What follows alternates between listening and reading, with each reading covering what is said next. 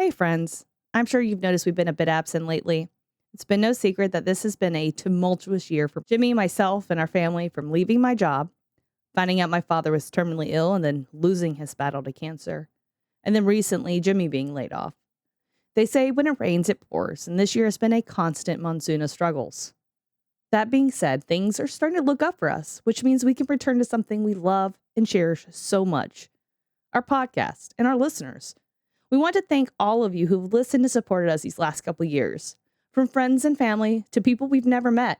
It means more to us than you realize, and we are so thankful. We wouldn't be here without you. All that said, it'll be a few more weeks before another episode drops, but we promise it's coming. We're writing several episodes, so be prepared for cryptids, crime, and spookiness galore to come. Now remember, stay safe, keep your head on a swivel, and don't bring it too close to home.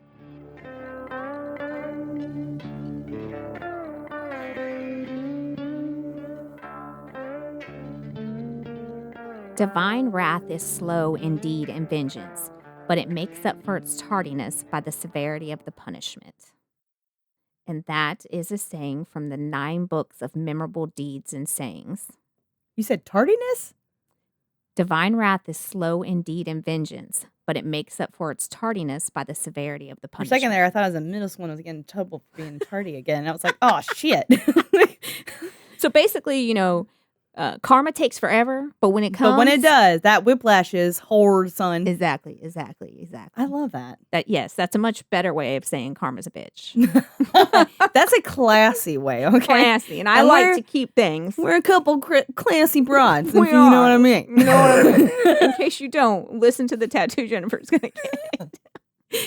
This is Jen. This is Becky. This is too close to home. The tattoo I'm going to get is if we get to the top 100, it's going to be Becky and Mai's face and a too close to home. She's going to be on my right shoulder blade. I'm going to be on my left shoulder blade. Just think Steve-O, jackass, but better. Better. There ain't no crack involved in this one, okay?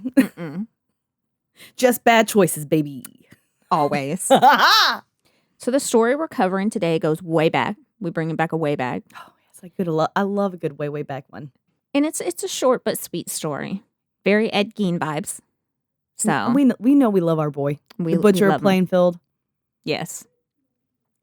So there's a book that's been around for hundreds of years and shares many stories from history. So this is true. Did happen. This is a true historic story. The book Factum Dectorium Memorabilium Libre 9. Girl, is that Latin? Yes. Oh, Look at you. see, look. at you. It's because you pronounced it so well. Thank you. The 9 books of memorable deeds and saying was written by Valerius Maximus circa 20 BCE to CE 50. I think that's the new thing now. They changed the BC AD. Oh, no, I didn't. See, They listen, didn't. I don't even know. Y'all, they got me all the way fucked up. You might as well just change us from imperial measurement to how Europeans measure shit. Metric? What's a kilometer? Kilometer? I don't know. I don't either. I don't know, man. I don't either. I barely can tell you how long a mile is. The only thing I know is a 5K is roughly about 3.1 miles, and that's because I used to run 5Ks, and I needed to know how many miles I had to do. Not a step more. Not a step more. A step less? Yes, please. Every day. So this was written around CE 30 or 31. It is a collection of approximately 1,000 short stories that Valerius wrote during the reign of Tiberius. The stories are a variety of anecdotes illustrating how the ancient Romans lived. While the majority of the stories are about Roman life, he does have some foreign stories at the end of some chapters. Most of these are Greek life, and most are those about Greek philosophers or famous kings. Many of the stories share a common theme of moral dilemma. He used these stories as a way to offer moral guidance to people. So think about those fables that we heard when we were young. I don't even think they... Or urban legends. Urban legends are like that, too. Oh, there we go. There's one story that shares... Do they also have a hook man that puts stuff in a... Oh, wait, no. Maybe. I have to read the rest of the cars. stories. Just kidding. Put it on my stone wheels, baby. We go on Flintstones. Way back. There's one story that shares the consequences bestowed upon a judge for his corrupt ways. The story is also depicted in a painting in which the left panel painting is entitled Judgment of Cambyses, and the right panel is entitled Flaying of Sisames. The diptych, that's what it's called, is 2 oil paintings on a wood panel, and they're hinged together. It was painted in 1498 by Gerald David, the Netherlandish painter, and it can be seen at the you know what? I forgot to put my how to say that one in there. Your phonetics. Yeah, my phonetics. Hooked on phonetics works for us. It's not for me. You win. Hold on. Listen, I remember watching that commercial and being like, I wish my mom would get me hooked on phonics. Groaning. Yes. Okay. So does that have like a O with like the 2 dots on top or something? It doesn't. It doesn't. But that could have just been me using that was me trying to sound like I knew what I was doing. Southern girl typing here. Listen, I'm going to tell you right now, if every history show had your voice, I'd be a smart bitch. Okay? I would listen to it all day long. First of all, you're lying, but thank you. I'll take it. Tell me. You would make me feel like, you know what? Even these smart people also struggle with talking, okay? It's not just us peasants. I think it's just fake it till you make it. Exactly. Just pretend like what I'm saying is right. So Sisames was a royal judge active in the Persian Empire during the reign of Cambyses II of Persia. Persian king Cambyses II reigned from 529 to 522 BC. Cambyses II was the second king of kings of the Achaemenid Empire from 530 to 522 BC. Damn, that's a long time ago. He was the son and successor of Cyrus the Great, and we don't care about his mother. Nobody ever does. Fuck your mama. I had that there, but then I forgot I cut a bunch of shit out about her because I was like, I'm getting too off topic. But you have the best off-topic wormholes, okay? Sometimes I do. Sometimes I'm losing listeners. Not this listener, though. I'm always going to listen. That's right. And those two who are obligated to. Always, bitches. Before his accession, Cambyses had briefly served as the governor of northern Babylonia under his father. Oh, yeah, this is like way back shit. It was quite interesting. Do you know who Methuselah is? Yes. I had no clue. And I yesterday was like, Jimmy, I always said that. It's older than Methuselah. I had to Google it. That's how I know I'm a heathen. It's a biblical reference to the oldest man in the Bible. He was 969. He said, I'm going out on 69, dudes. Not classy, obviously. He was my spirit animal.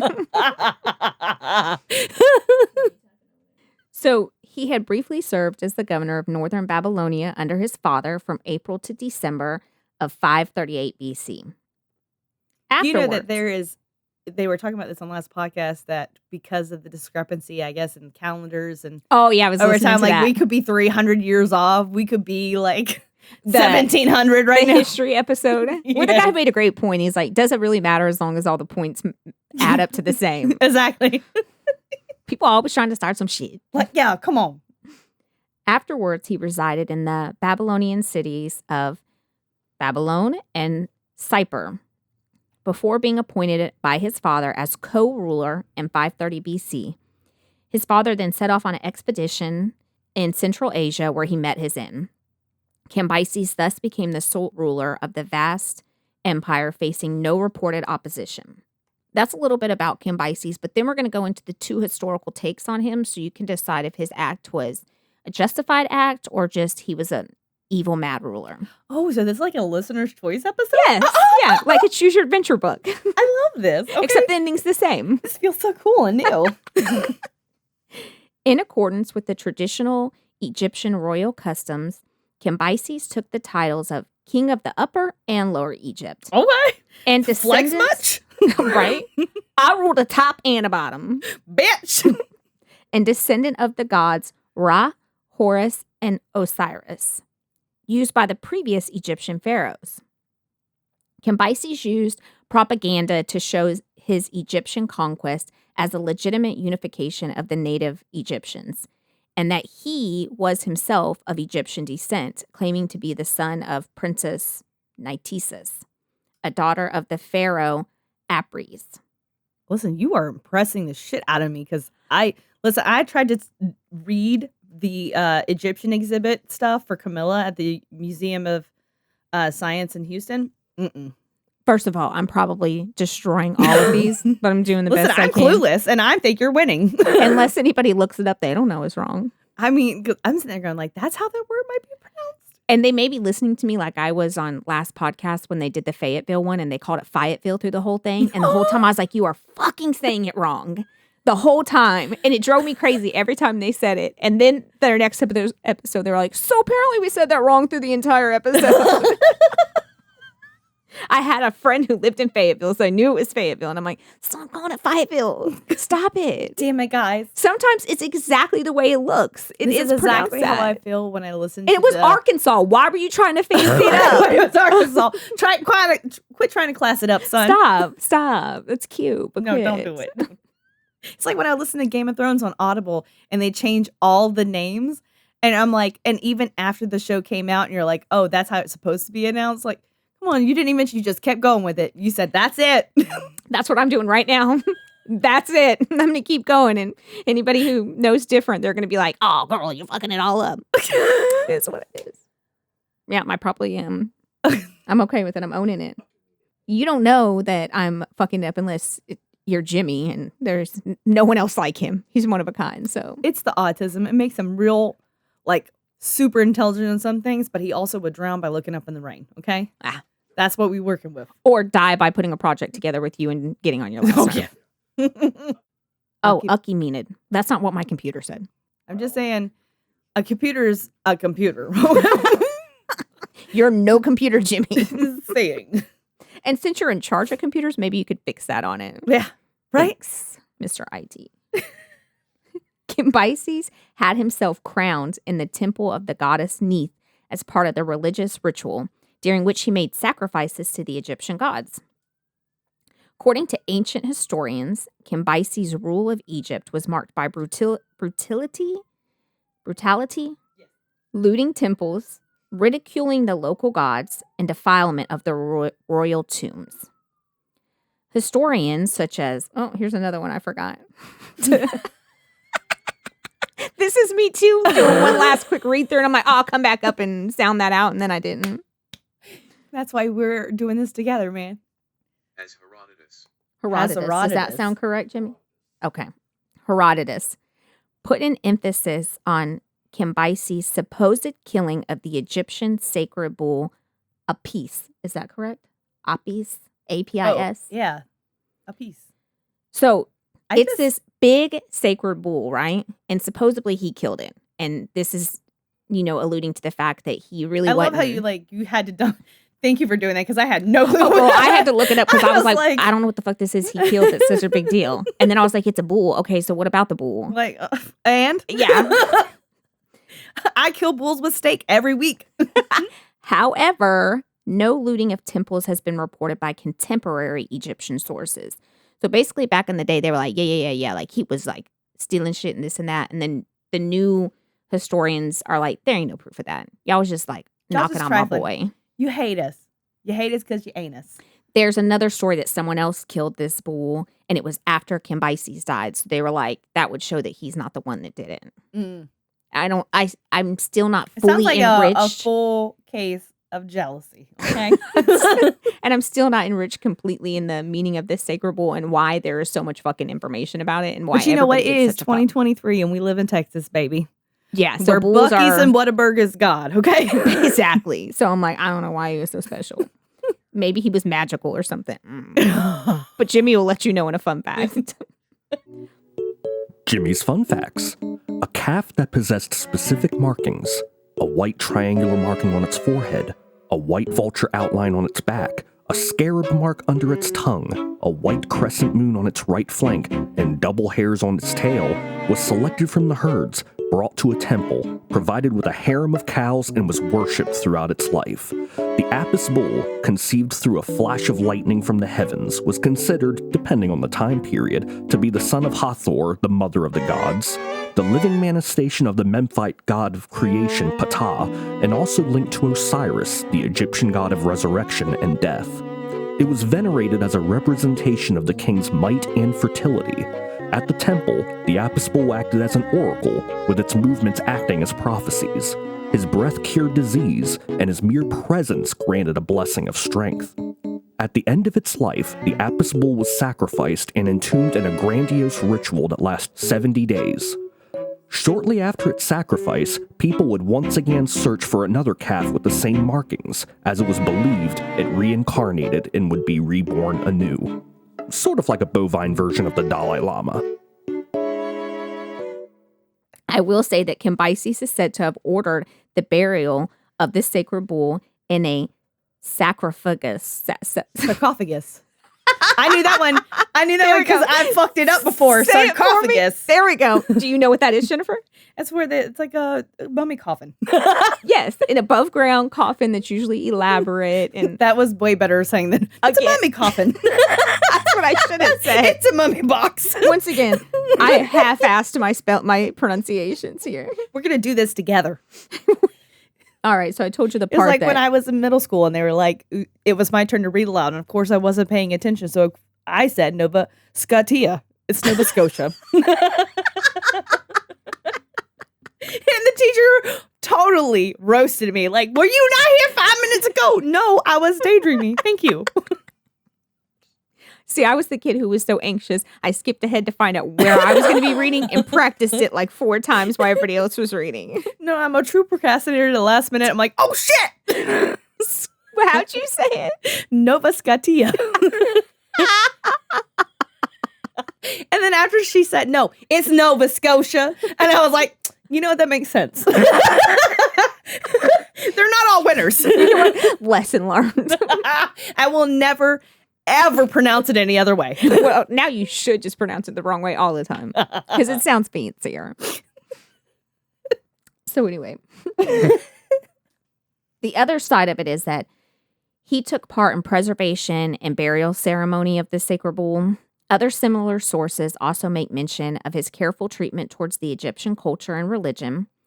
According to Egyptian demotic, that's not right.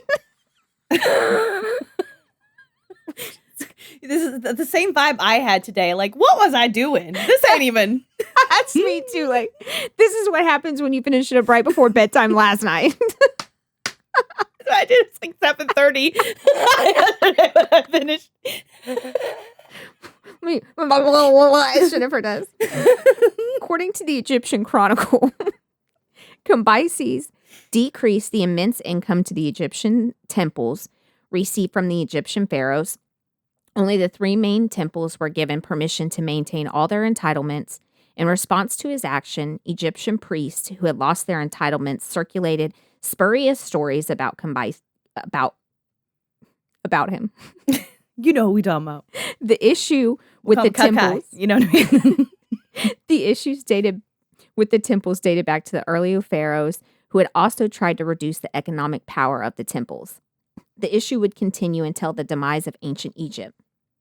So basically, there's one story that side saying, oh, he, stole, ruined temples, looted graves, yada yada. And the other side said, nah, he came in and took all the money from the rich and was like, well, we're not going to do is this. Yeah. And all you priests are not getting all this money. You're supposed to run the church. Yeah. And then Greedy bitches. yeah. And then they made, stories about him saying all that because they were pissed off, which seems to make more sense to me if history tells us anything. Listen, if history tells us anything, people are catty. Exactly. And so I think that he was more the good guy.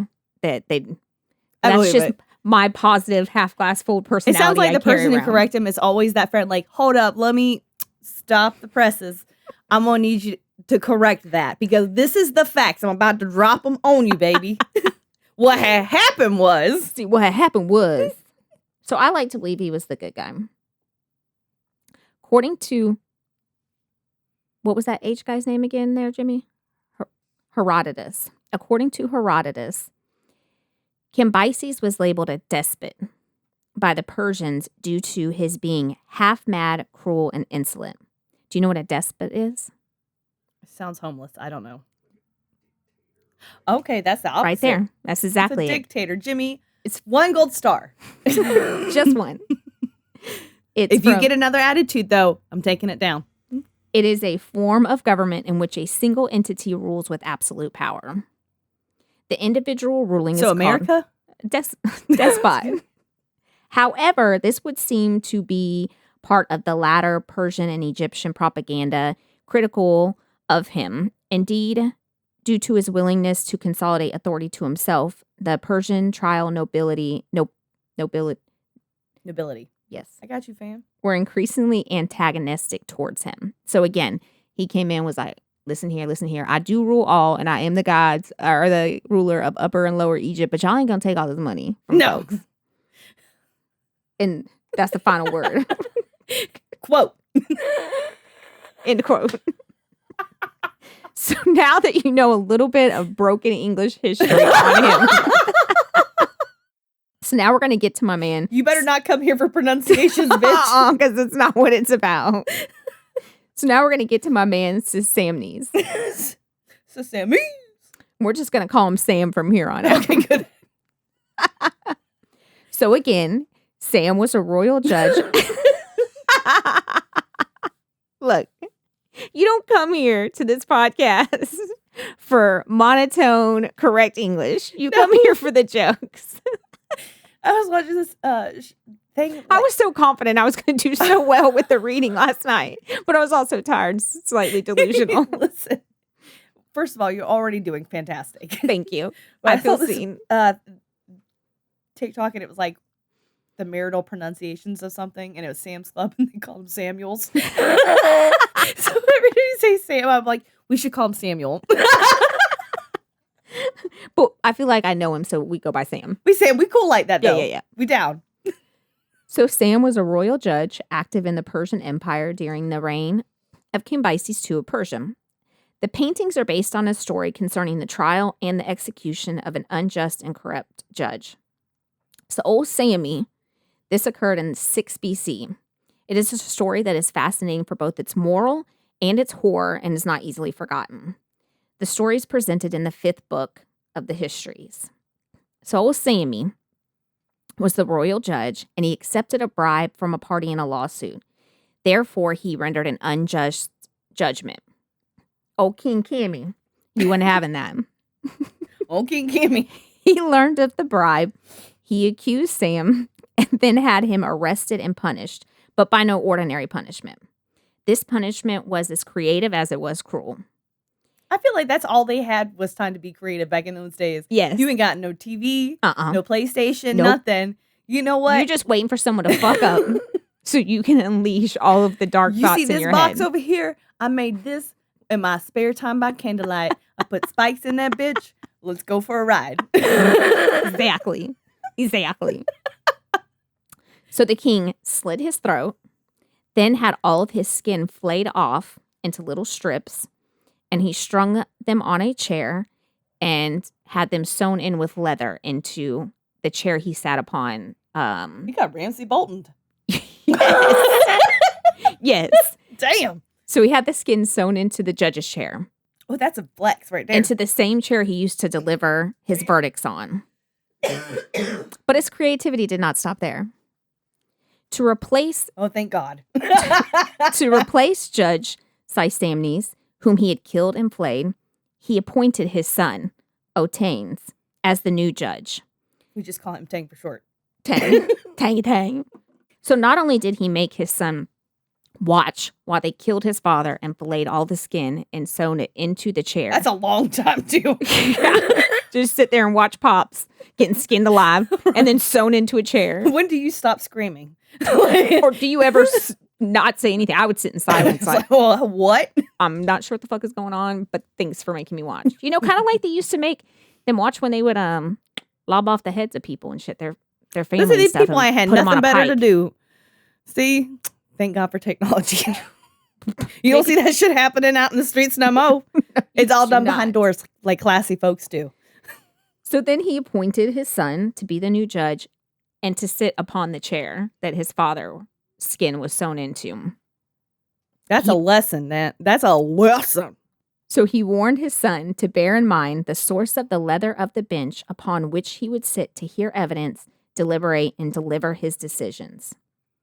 Without doubt, the king's warning of the reupholstered seat left a lingering impression on his new judge. I bet.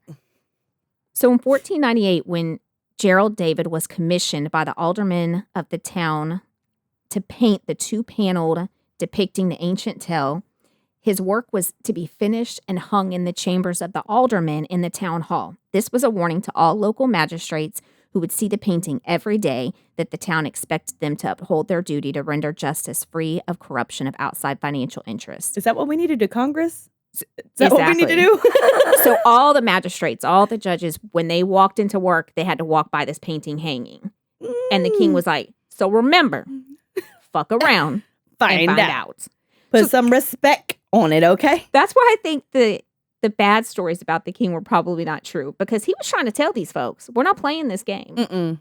And I'm going to make sure you know every day before you go in and you sit down to make judgments that you remember, this could be you. This could be you.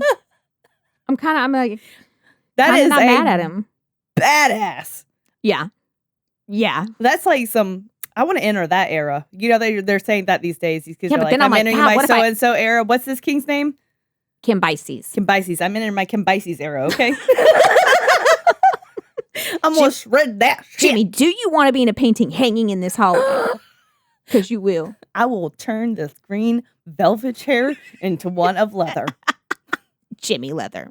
And I'll make sure none of your tattoos match up on the strips. The ultimate punishment. If this motherfucker ever becomes skinned and gets turned into a chair, I am so fucked from this recording. Oh, yeah. I think about every time I make a joke. Y'all, I really do love him. I do not abuse him. Sure.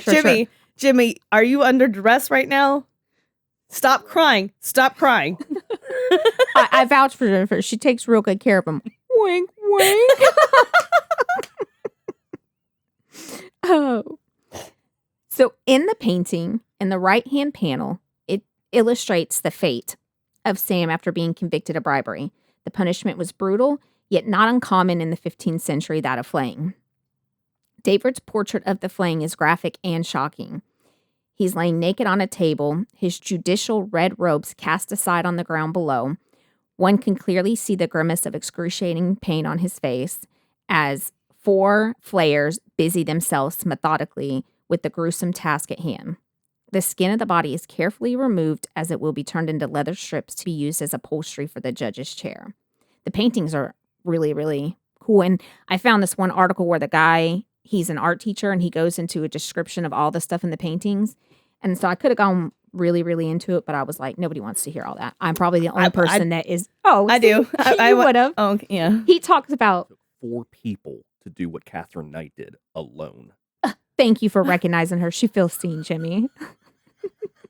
That is such a good reference, Jimmy. It is. I'm honestly, not all your jokes land, but that one did. was it was chef's kiss. Chef's kiss. He's learning from the masters. That's what it is. That's what it is.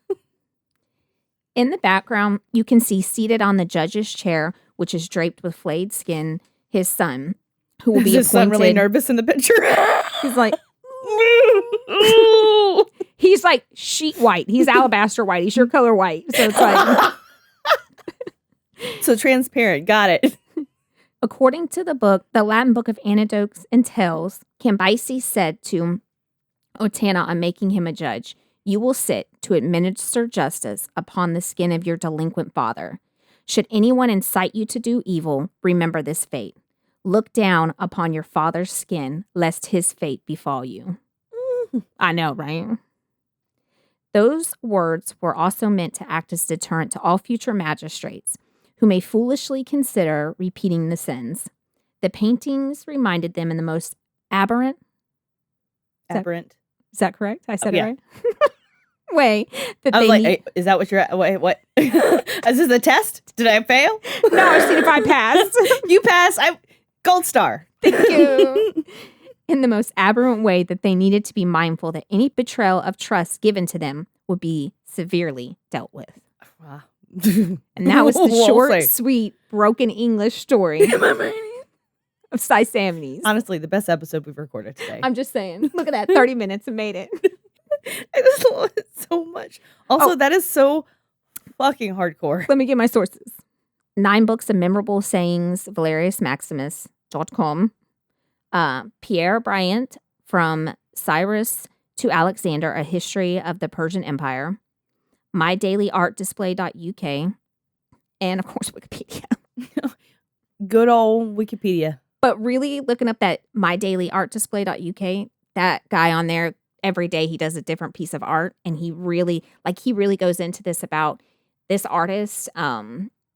There were like coins that they were holding that had meaning related to, it is like super detailed, everything he did. But like I said, I didn't think anybody else would be interested. I was fascinated. I read every bit of it and was like, oh, that's so fucking cool. See, I love that kind of stuff. Like you look at art and you just think, oh, that's real pretty. But then when you learn all the little intricate parts. Yeah. I love that they've also, now they can do x-rays of portraits and see what was underneath, because often canvases would be reused. They were very expensive. Oh yeah. So like there's these there's one of the really inbred kings of England. I mean, there was a ton of them, but this one was like woo. And the picture was him as a child, and it was underneath a portrait of him taller and older. And so like just very interesting. Yeah. You know, as much as I read about all that, it sure was shortly read by me, the Cliff Notes version. I like the Cliff Notes. You spend a lot of time like researching these, and then so little of it makes it to the paper, so to speak. You know what I mean? That's why I felt bad about that 2-parter for her Baumeister. When I got to the end of that last book, I could not even finish it. I got so pissed off about the inaccuracies. Oh yeah. You know, like if anything, as a podcast listener myself, one of the reasons I love Last Podcast is because they are thoroughly researched. Yes, they make mistakes. They own up to them every time. They're not just going in it half-assed and just reading the material to you. Yeah. And so I feel like that's what we're going for. Like we want to be as factual as we can be within reason and dumbing it down for Jen, you know? I will say the best part about this episode is Jennifer's had a traumatic last few weeks with some personal issues, and I feel like I really brought laughter to you that you needed. I did. Thank you. You're welcome for that. That brought tears to my eyes of laughter, and I needed that. That's what I'm here for. If you can't laugh with me, laugh at me. I'm okay with that too. That's me. You're my peoples. That's what we tell each other all the time. We'll do this thing where one of us will text the other like, am I crazy for doing this? And then we'll be like, no, you're not crazy. See, that's why you're my people. When I try to tell Jay, I'm not crazy because Jennifer said too, he just kind of looks at me like, if you thought that was going to give you a leg to stand on, you're really crippling your case versus supporting it up. Because she's just as fucking crazy as you. 2 crazies don't make a right. Crazily amazing. We can always turn this around, baby. That's right. So until next time, stay safe. Oh, we got to do the other parts. You know I don't know nothing about this. You do all that. Don't forget to find us on our socials, Facebook, Instagram, all that jazz. Don't forget to check out our merch if you want to give us a little free advertising. Help us support the pod. Leave us a review. If we get to 200, Jennifer's getting a tattoo. Yes, definitely. You heard it at the top of this episode. Tattoo is happening, okay? 200. Oh, no. I'm getting down to the 100. Top 100. Oh, yeah. That's right. That's what it is. I'm just making shit up now. I was going with it. I was like, yeah, 200. Wait, no. It was 100. I feel like it's attainable, guys. Help me. Help me. Help me. Not help you. Just help me. Please. And until next time, stay safe. Keep your head on a swivel. And don't bring it so close to home. You got to sit on your daddy's skin. Make good choices, guys. That's right. And realize karma is a bitch. And if you're going to fillet people, do it on a Catherine Knight level. You don't see how many men does it take to fillet a man? 4. How many women? 1. 1. Because we're efficient. Okay? Efficient. We're the wonderful sex. That's right. Bye. Bye. I almost said fairer sex. I'm like, that's not what I'm trying to say. If you enjoyed this episode of Too Close to Home, don't forget to rate and subscribe to us on most platforms. Follow us on our social media at Too Close Home Pod on Facebook, at Too Close Podcast on Instagram, or if you have your own Too Close to Home experience, shoot us your story at tooclosetohome@yahoo.com. Thanks for listening.